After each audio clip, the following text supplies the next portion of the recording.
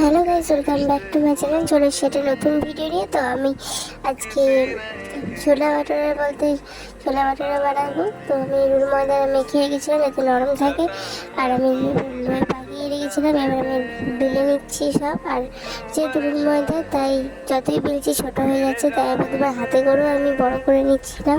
তো গাইস, আস্তে আস্তে আমি বেলে নিচ্ছি।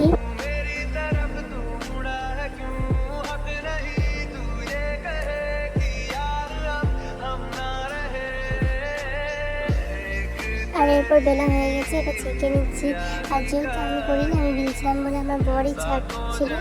তো দেখো গাইস, ভালোই ফুলেছে, ফার্স্ট টাইম করছি। তো আমি খেয়ে দেখলাম অনেক নরম হয়েছে, মুখে দিতে না দিতে মিলে যাচ্ছিলো। তারপরে যেহেতু আলুর দম করবো, তাই আলুগুলো লালচে লালচে করে ভেজে নিয়েছিলাম। আর ভাজা হয়ে গেছিলো, তাই তুলেও নিয়েছিলাম। তারপর তেলের উপর একটু ফোড়ন দিয়ে দিলাম। তারপর কেটে রেখেছিলাম পেঁয়াজ কুচি করে রেখেছিলাম, পেঁয়াজ কুচিগুলো দিয়ে দিলাম।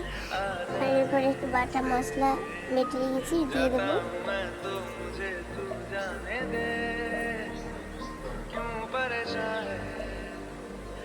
একটু নেড়ে চেড়ে তারপর গুঁড়ো মশলা, হলুদ গুঁড়ো, লঙ্কা গুঁড়ো এসব দেবো।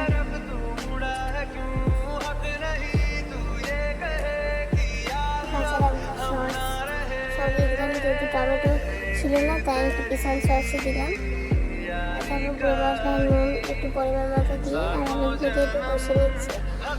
কষা হয়ে গেছে, টানটা হয়েছে, একটু জল দিয়ে দিলাম তার জন্য। তো কষা হয়ে গেছে, লাস্টে একটু হিং দিয়ে এবার ভিডিওটা ভালো লাগলে লাইক কমেন্ট শেয়ার আর প্লিজ করতে ভুলো না।